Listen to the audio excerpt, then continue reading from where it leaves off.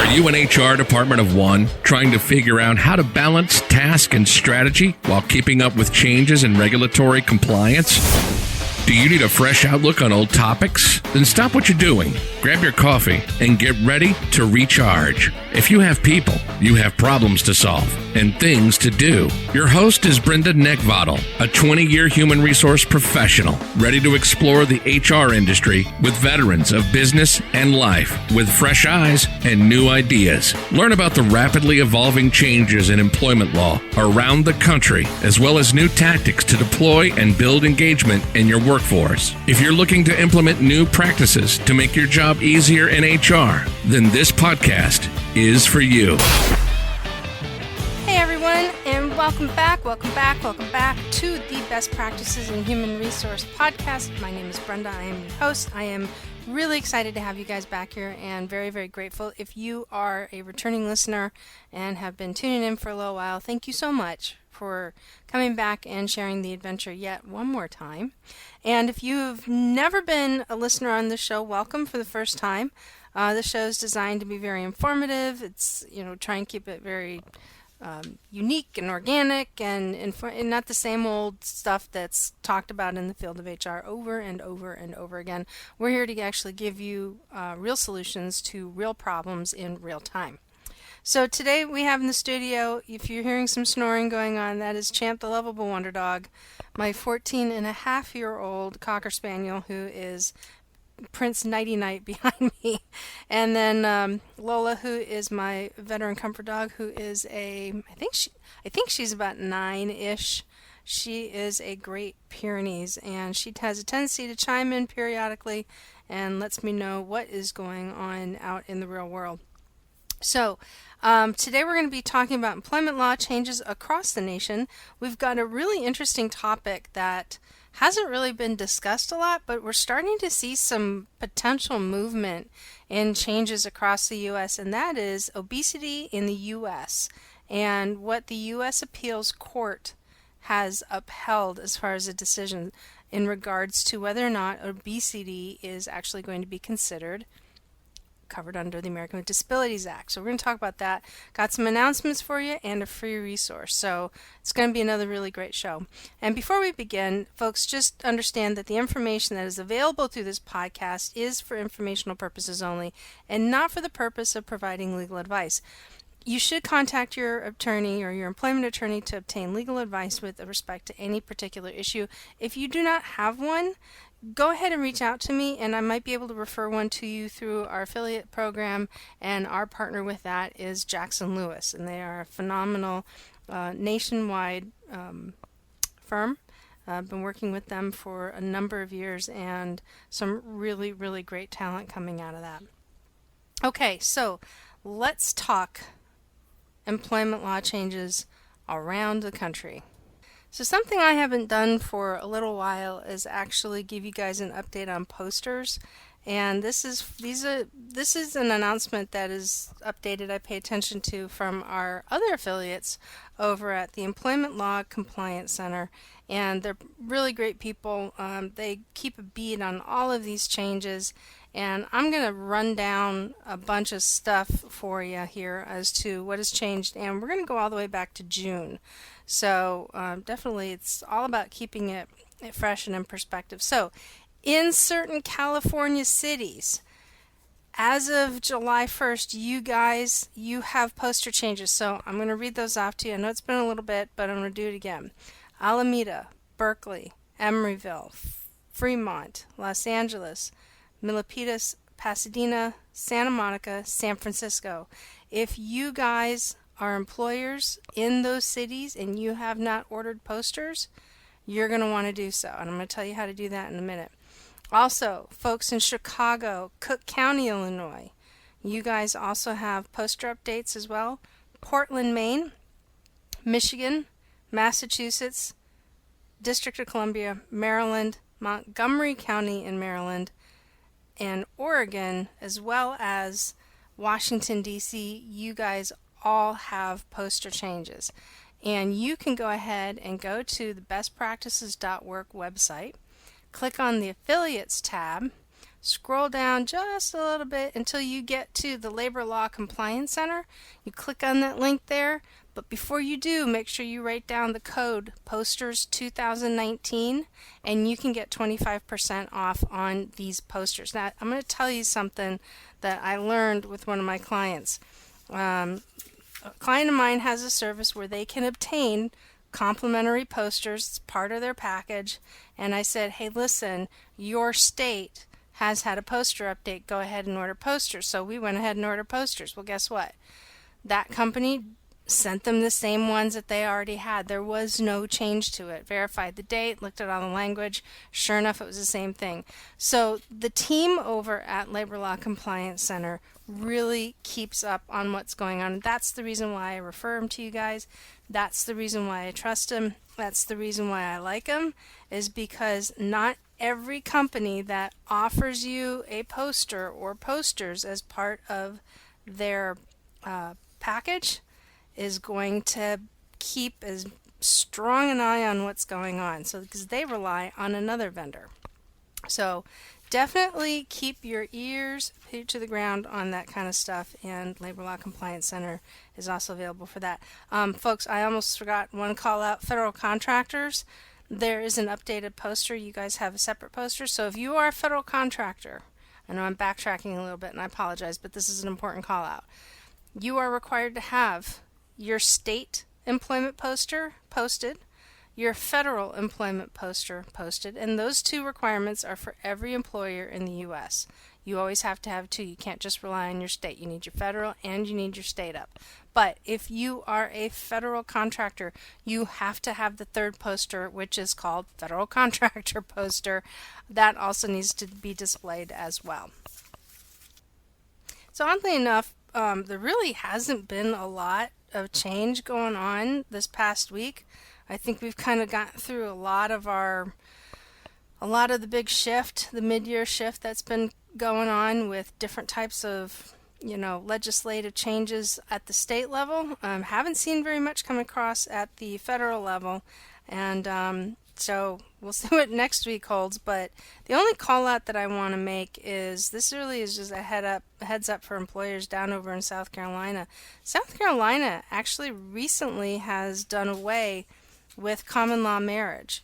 And some people are like, well, what's the big deal on that? Well, it could impact a couple of things depending upon exactly what it is that they are calling out. And common law marriage, as well as being able to identify somebody as a domestic partner, could potentially impact, well, from an employment perspective only, could impact the possibility of being eligible for benefits and things like that. So for those of you who are down in South Carolina, make sure that you are definitely paying attention to that as well.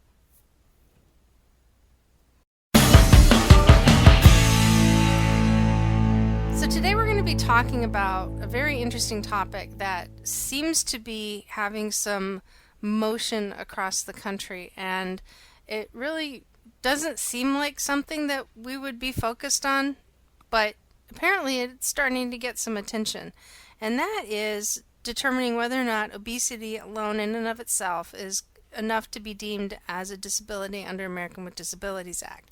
And of course, everybody who knows extreme obesity or obesity does have a tendency to, it doesn't have a tendency, it actually will, increase long-term health care conditions for an individual.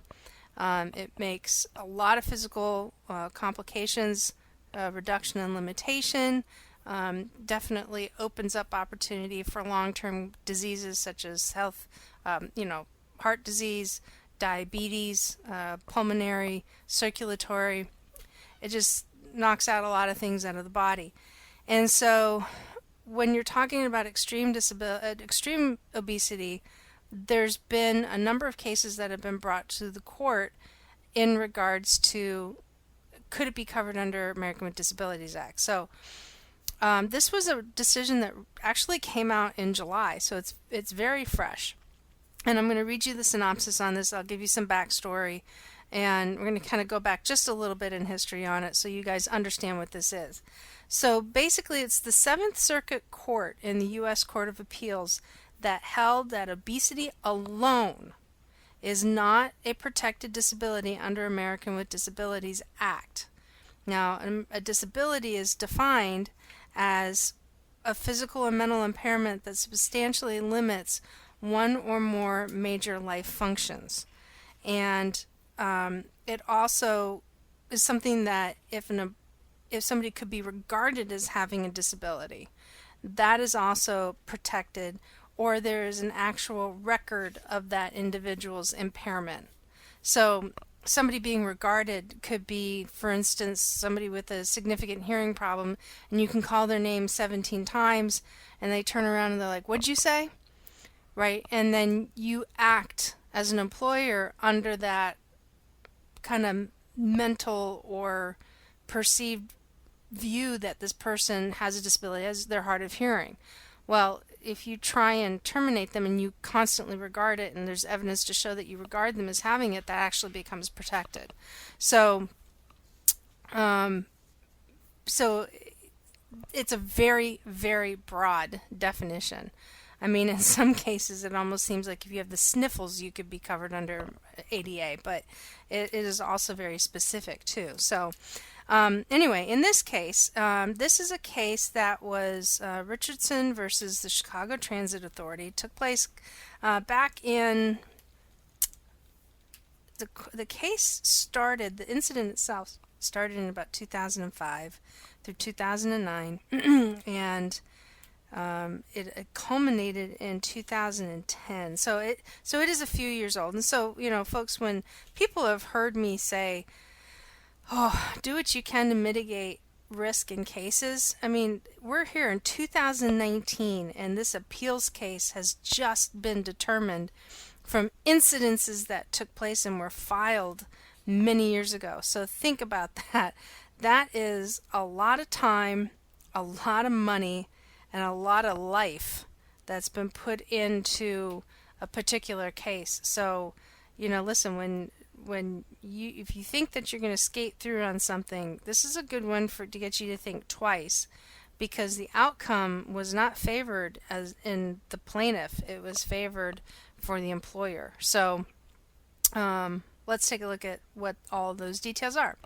So basically, he was a bus driver for the CTA, or Chicago Transit Authority, and his weight actually rose. It began to increase from about 350 pounds around 2005 to well over 560 pounds in 2009.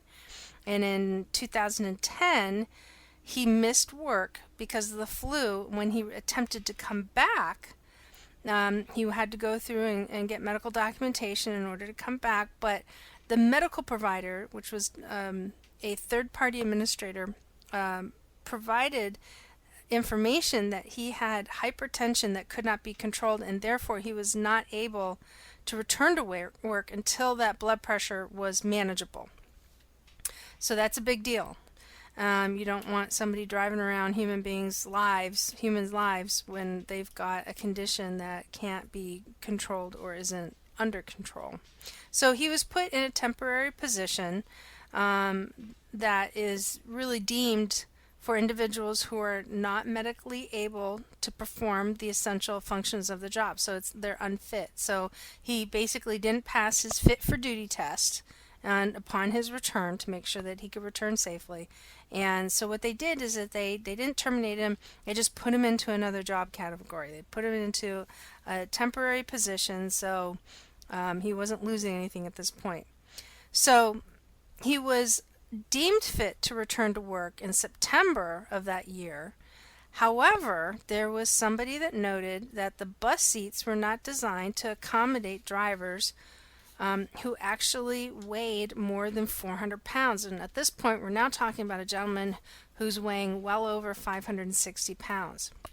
So, as a result, CTA required him to complete a special assessment to determine whether he could safely perform his job prior to returning to work as a bus driver. So, the CTA assessors determined that he could drive all of the buses in a safe and trusted manner. However, In the assessment, they noted several safety concerns, including that he could not do a turn that required hand-over-hand turns. So basically, what he was doing is he was shuffling his hands along the steering wheel versus being able to cross his hands when making a turn, all right, in his arms. He also cross-pedaled, which means that he used both of his feet on the gas and the brake pedal. So it basically that means that he wasn't just using one leg, he was having to use both because he couldn't move one leg from one pedal to the other. And he also rested his leg near the door handle, which, in a situation like that could either prohibit somebody from opening the door, or his leg could inadvertently open the door while the vehicle was in motion. So, due to those safety concerns, the CTA determined that Richardson would not be able to safely operate the bus, and then transferred him back to the temporary position where he just came out of for individuals that were not fit to return to work. So, after 2 years of being in this position, in this temporary position, which apparently at this point he went into an inactive status and failed to submit documentation to extend his time in that role, he was terminated in February of 2012. Now that's a big key call out right here. Failed to submit documentation to extend his time in that particular position. That is a key, it's a huge thing, because just because you can be regarded as having a disability, or just because you are asking for an accommodation, have you noticed that there has been a documentation process all along? So if you have never gone through an ADA claim, and if you are an employer who's not familiar with this, I'm telling you right now, it is a long and extensive process. It is one of those processes where it will drive you crazy as a leader. And I'm just being blunt and honest. I'm not meaning that to be, to sound rude or mean or anything like that. But that is a hardcore fact. These things take an extensive amount of time, especially depending on situations like this where things pop up, where the initial situation opened up a can of worms. So in this case, he went out of work. He had to come back and have a fit for duty test that he was okay and cleared to come back to work after having flu, only to find out they had another medical condition, only to find out that his physical body exceeded limits of the actual piece of equipment that he was using, and not to mention his physical condition reduced, his mobility was reduced so much that it actually created safety concerns. So instead of just releasing him, they erred on the side of caution and followed a really long, tried and true process of working with the employee, documenting everything, and providing the employee every opportunity to do what is necessary in order to find a midpoint resolution to something that is quite obviously very complicated and very complex, but not necessary nonetheless. So they didn't just release him, they're trying to work with the guy, right? So this process takes a long time. I mean, we're now 2 years into this process, and after 2 years of probably making several requests in writing that you needed to have the documentation in, it didn't get done. So, needless to say, the employee filed a suit against CTA claiming that they violated the Affordable Care Act, American with Disabilities Act, by refusing to allow him to return to work because it regarded him as being too obese to work as a bus operator, as a bus driver. So the 7th Circuit Court, affirming the judge of the District Court, held, so this was, the 7th Court is the U.S. Court of Appeals. So what this is just simply saying is that the Court of Appeals judge ruled continuously in favor of the District Court that Richardson, the employee's obesity, was not a protected disability under ADA because he had not presented evidence that his obesity was caused by a physiological disorder or condition, or that anyone at his employer perceived his obesity as a disability. So those are another 2 big key call-outs right there. Because remember I elaborated more on you have to be perceived as having a disability? So in and of itself, obesity is a disease. We know that. However, in and of itself, unless you can determine that it is a physiological order or a condition, then it could potentially be deemed as a condition protected under ADA. That doesn't mean that everybody who's obese isn't automatically protected. Those are the underlying things, is that you have to prove that is a physiological disorder or condition, or that he has been documented, it is documented that he's disabled because of obesity under those provisions, or he is regarded as having, okay, by the employer. So those are huge, huge call outs. And like I said, this takes a very long time. So based on the definition of physical impairment that was used, basically what it means is that any physiological disorder or condition that affects one or more body systems, as under the definition of what a disability is under ADA. So based on that definition of physical impairment, the court determined that obesity was not a disability, and there was evidence, and unless there was evidence of an underlying physiological disorder, which he was not able to prove. So, on the contrary, obesity as a whole obesity may be a protected disability if there is evidence of an underlying physiological disorder or a condition. But obesity, it basically takes on a whole new face, right? It grows its own head. So, contrary to that, not too long ago, actually this came out just the other day, this week, that the state of Wisconsin, oh my gosh, I said it again, the state of Washington State, issued a determination in the state Supreme Court that it is illegal under state law to refuse to hire an obese individual if they are otherwise qualified for the job when it defined obesity as a disability under state law. So we've talked about patchwork law many times already.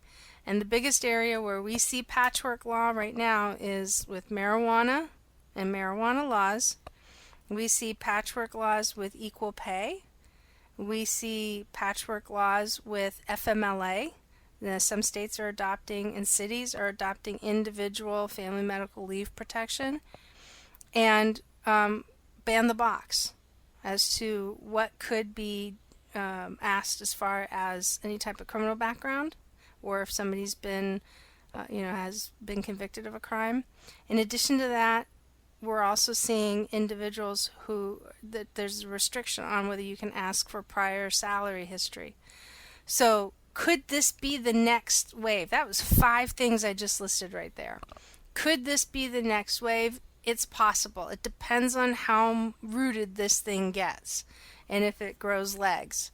It is no secret that here in the United States, we are getting heavier in this country. And so this is going to be pretty big.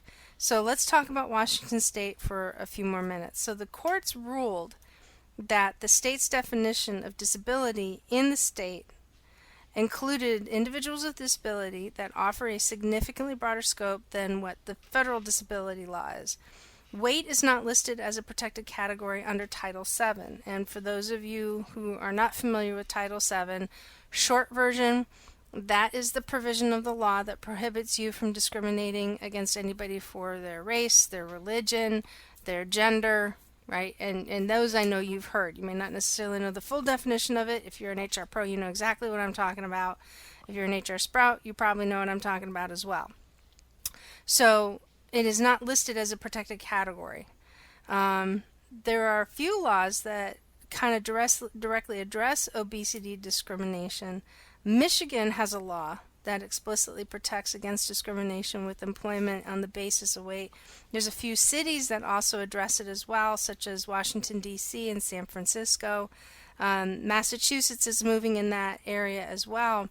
They've introduced a bill earlier this year that could make discrimination unlawful on the basis of both height and weight. So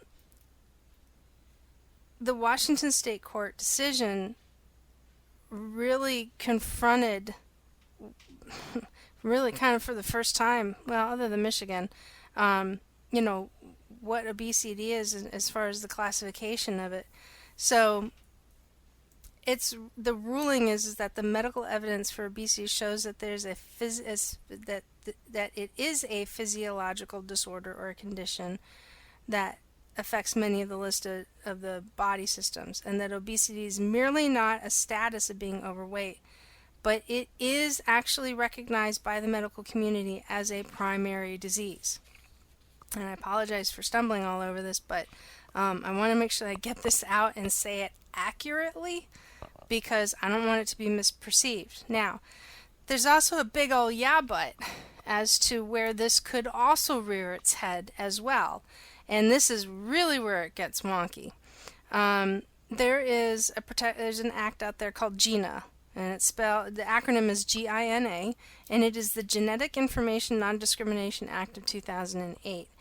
And it bars workplace discrimination on the basis of a person's genetic history or their individual makeup as a separate source of protection in the workplace. Now, it could also serve as a separate source of protection under obese workers if it is determined that the obesity is part of a person's genetic history. However, that argument in and of itself is in contention. Not everybody who's obese is obese because of a genetic condition. And that would have to be proven in court. However, GINA gets very complicated because an employer can't ask for that information. So if somebody's going to claim it under GINA, the employer is not legally entitled to any type of family genetic history, any information. So that way when people are filing claims, for benefit coverage and medical coverage and things like that, the employer has no legal right to a lot of this information. So a lot of this is kind of protected under GINA. So when, companies are talking about putting together an all-inclusive information, data-driven type of, program to help benefit employees and get their health, their health up, that is actually, you got to be careful about that, because you're not entitled to that information. I mean, if somebody's out on a leave of absence, the only thing an employer is entitled to know is when they're going out, how long they're going to be out, if they're able to return with or with accommodation, and when are they coming back. Other than that, you're not entitled to nothing. Even if the employee tells you what's going on, you're not even supposed to be able to act on that stuff. So it's going to get kind of interesting. It's going to get really interesting. So if you have a situation where you are concerned about an individual's weight and whether or not that is going to impact themselves in the workplace, and I've had this come up. I've had to sit down and have a conversation with a gentleman in our office whose face literally went red all the time. And he was a big guy. And I had to very compassionately sit down and ask him and tell him that, listen, there are people here that are concerned about you and your well-being and your health. And we had a very good conversation about it, but I mean, his face would turn beet red. And after it turned red, it would kind of go a little pale gray. I have not heard anything about him, and I really hope that he's taken, his health matters into consideration and really kind of move the needle on, taking care of himself. But there have been a couple of times with profuse sweating, the change in the color, his breathing, that, it definitely became a point of concern. So what do you do when you've got a situation like that? Well, one of the things that you should be doing is you should have a conversation. If you are really concerned about an individual's health and well-being, there's nothing wrong that to sit down and actually say, hey, I'm concerned about you, and here are the reasons why. But you also want to when you do that, realize that you are opening an opportunity to probably learn more information that you are not entitled to learn. It's not a bad idea to bounce this off of an HR professional or bounce this off of an employment attorney, to be able to say, I have a legitimate concern about this person's well-being. How do I handle this situation? And as much as I want to provide more information on that, because of what is, changing in the landscape of things, who knows what's going to come up, right? But really, if you're coming from a position to where all you want to do is just really make sure that they are okay, then there truly isn't anything wrong with it. Just make sure that you work with somebody to get the right language in order to do that. And you're welcome to reach out to me. You're welcome to reach out to your employment attorney. You're welcome to bounce this off another HR professional who's had experience doing it and has had success with it. But don't take this one solo, because you may wind up really kind of going down a rabbit hole that you didn't anticipate. So some other best practices that you can do is you really want to take a look at knee-jerk reactions. And, we've talked about knee-jerk reactions before, and they never serve anybody at all. And bias in the workplace it's a human condition. It's something that every employer is going to fight, every HR professional is going to fight as well. But one of the things that can get you into trouble is that if you've got an individual who you're concerned about, and if you have not received any type of legal guidance or professional guidance on this, and you summon somebody for a physical examination or want them to fill out a medical questionnaire because you found some form online and you saw some article and you think like, oh yeah, this is great, I got this, be very careful about that. Because if you are requiring one person for a fit for duty test and nobody else, you're opening a door for a lawsuit. So you want to be very careful about it. You also want to focus in on, are they capable of performing the essential functions of the role? And the answer is yes. Then that really should be your criteria for making any type of adverse action determinations. And again, the difference between adverse impact and adverse action.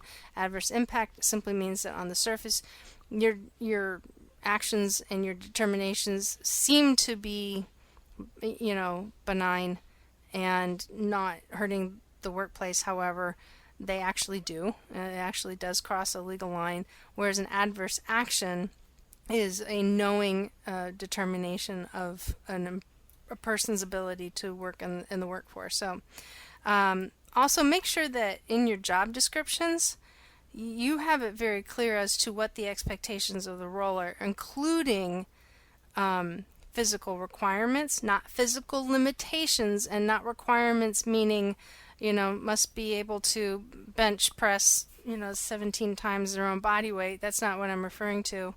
Or they have a size 32 waist. That's not it at all. What I'm referring to is you need to be very clear. Are they sitting, standing, kneeling, squatting? Are they going to be bending down? Are they going to be crawling around in tight spaces? Are they going to be exposed to the elements outside for an extended period of time?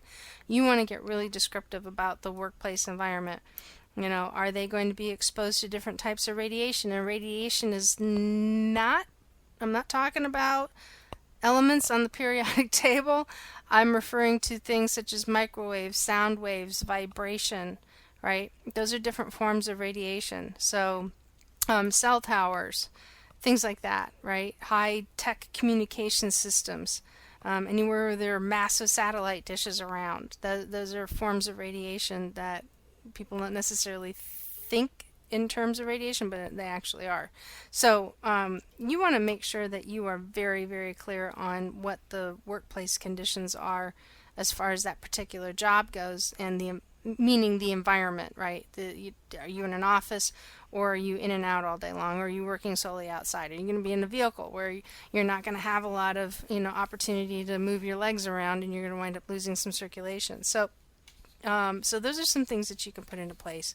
And we're going to definitely, I'm keeping an eye on what is going on with this, because this isn't the end of it. We've seen a lot of very unique things changing in the landscape of our country and employment law. And I tend to think that at some point in time, this is definitely going to move forward. So we'll just have to be a little vigilant about this and pay attention. And definitely when I see some motion on it, or if I see something else coming up, I'm going to, by all means, I'm going to be sharing that with you guys.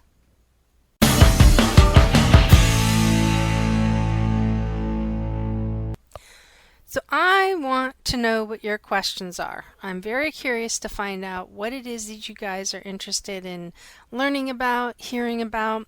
I want to know what your questions are. So you can submit your questions on the bestpractices.work website by clicking on the podcast link from the menu down towards the bottom of the podcast page, and there's a submission form for you to post your question. And if you post a question, I'm more than likely going to be reading it and answering it on an upcoming episode.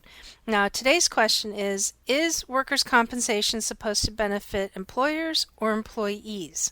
So I'll give you 10 to 1 as to who is actually asking this question. It was asked by an employee. So when an employee tends to ask some of these questions, we've done this on prior episode, that there's always a reason why. So workers' compensation is actually designed to benefit both, to be completely honest with you.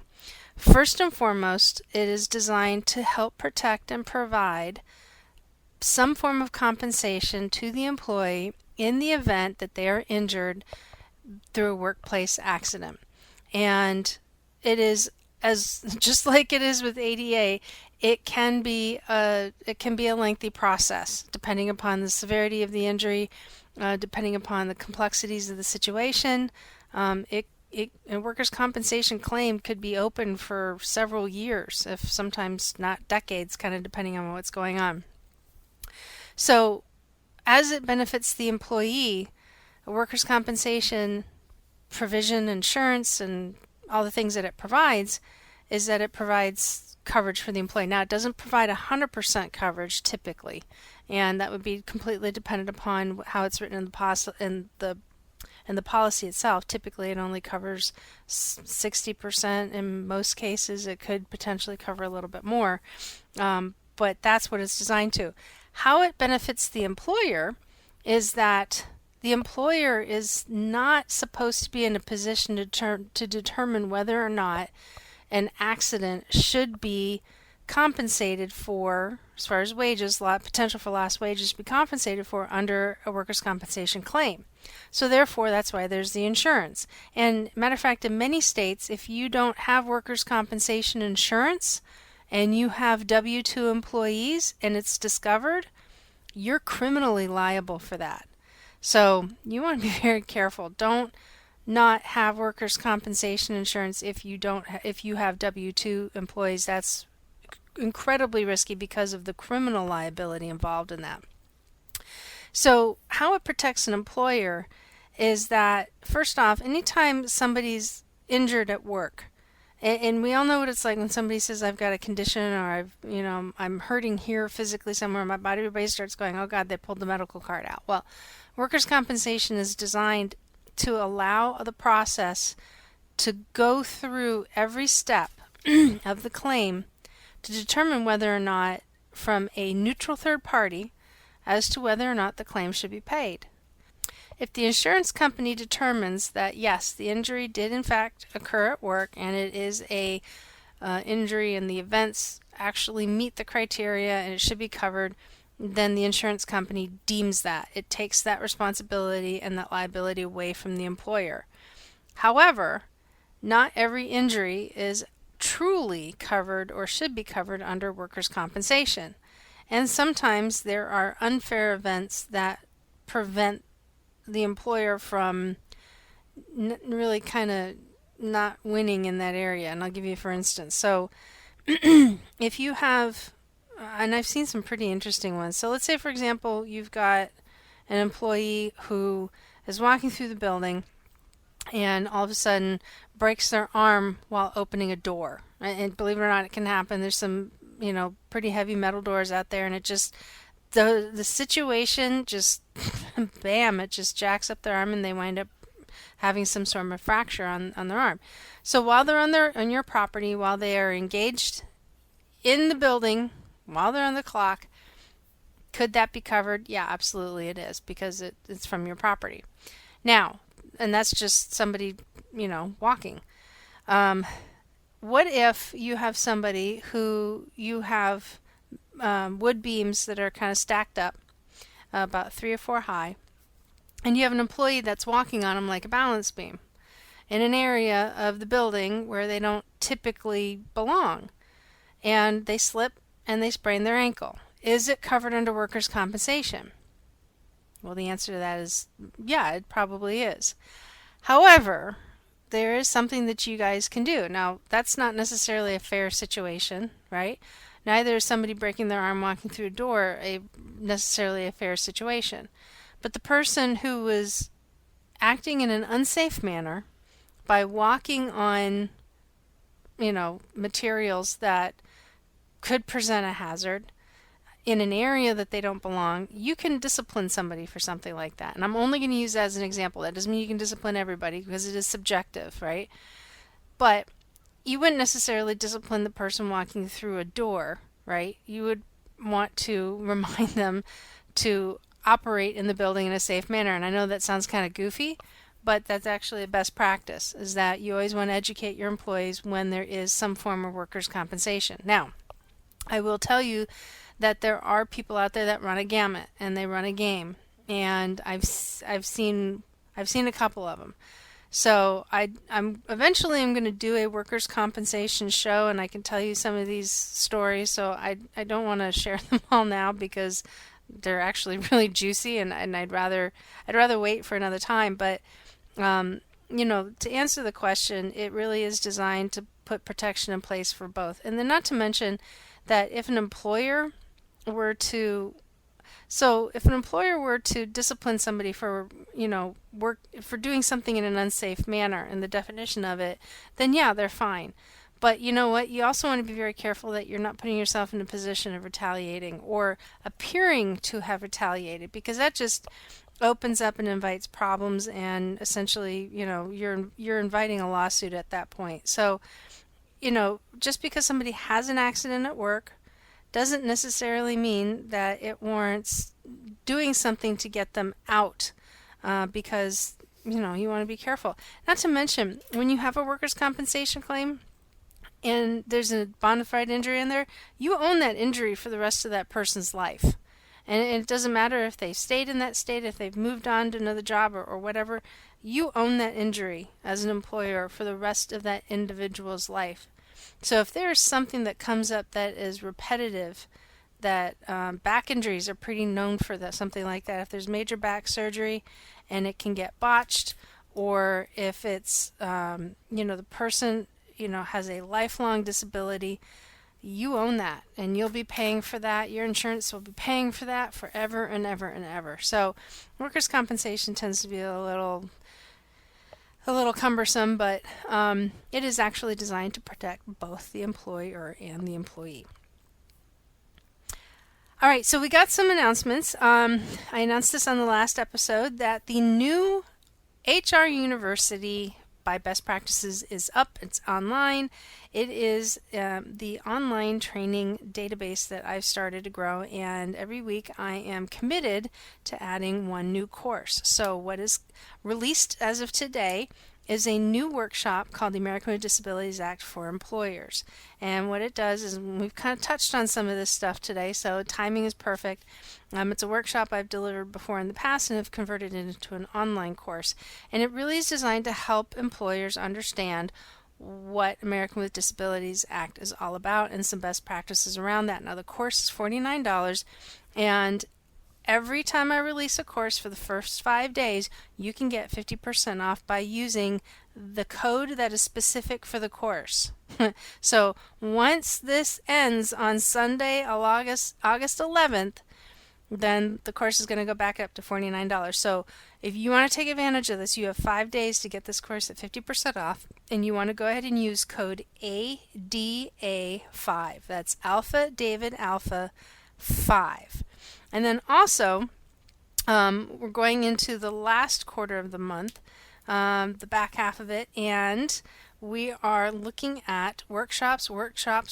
So I've released the first and scheduled the first on-location workshop in Virginia Beach, And later that month, we're also going to do a second one in Chesapeake, but then we're also going to have the Chesapeake one available for a virtual course as well. So you'll be able to, if you are not in the state of Virginia or in the area, you can actually go ahead and sign up and take the course virtually, live. And this one is My Employee Smokes Pot. And with everything that is going on with the changes in marijuana law, the timing really couldn't be better on that. So, and then also look, if you want to find out some other things that we've got going on, I've also got the series of Holy Cow books that are coming out. I've got 2 that are out right now. I've got more planned. The first one is Holy Cow, I have to fill out an I-9 form. And the other one is Holy Cow, I have to talk to my boss. And the I-9 is a tool to help accompany the M247 book that is released by USCIS. It helps people understand how to complete an I-9. This really is just squashed it down, plus some best practices mixed in there as far as, what do you do? You potentially get audited. And then the Holy Cow, I have to talk to my boss, helps give you 4 rules to work with so that way you can make some serious improvements in how you communicate with your boss. Because let's face it, bosses will have a lot more problems than you and I ever will. It's just the way it works. If you're a boss, you've got more problems than anybody else. And there's a lot of books out there on how bosses can work to relate to their employees. This is just the opposite, is gives some best practices for employees on how they can build better relationships with their boss and actually get to where they want to go in their career and at the workplace. So you can find both of those books on the bestpractices.work website as well. If you want to go ahead and book some time with me, by all means, please go ahead and do so. We've got a scheduling tool that's available up on the website as well. You can go ahead and there's a couple of different options. You can get a shorter call, you can schedule a longer call, and we can talk about all sorts of HR things. That is not a problem. If you want to find out everything else that I'm up to and all the other updates that are going to be coming out, you can definitely find me on social media. You can find me on Instagram and Facebook at Best Practices in HR. You can also find me on Twitter, LinkedIn, and YouTube by just typing in my name, which is Brenda Neckvattle, and the last name is spelled N-E-C-K, like the thing you want to choke, V as in Victor, A-T-A-L. And then you can also, of course, learn all sorts of other things on the bestpractices.work website, including where to go ahead and sign up and register for the courses, the online classes, the workshops, and get the books, all sorts of other things. So definitely keep an eye on that website and jump on the mailing list and get a free resource from me when you do so. So thank you again, everybody, for joining me today. It's been yet another really great episode. These things go by so fast. I'm really grateful that you guys continuing to join time and time again. Again, if this is your first time and you enjoyed it, welcome back. Come on back and join us again. There's going to be lots of really good stuff coming down the pike. And we got some pretty good guests coming up too. We are getting into benefits time frame, so we've got some episodes coming up. We're going to talk about benefits. We're going to talk about some federal contracting, especially if you're interested in wanting to understand what federal contracting is and all the HR compliance stuff that comes with that. Got a great resource. We're going to be looking at how do you deal with some business disruptors. We're going to have a CEO having a seat at the table with HR coming up as well, and a lot more. So definitely tune in, and Jim may be coming back to join us too, but don't tell anybody. So you guys have a really, really, really great day. Thanks again, and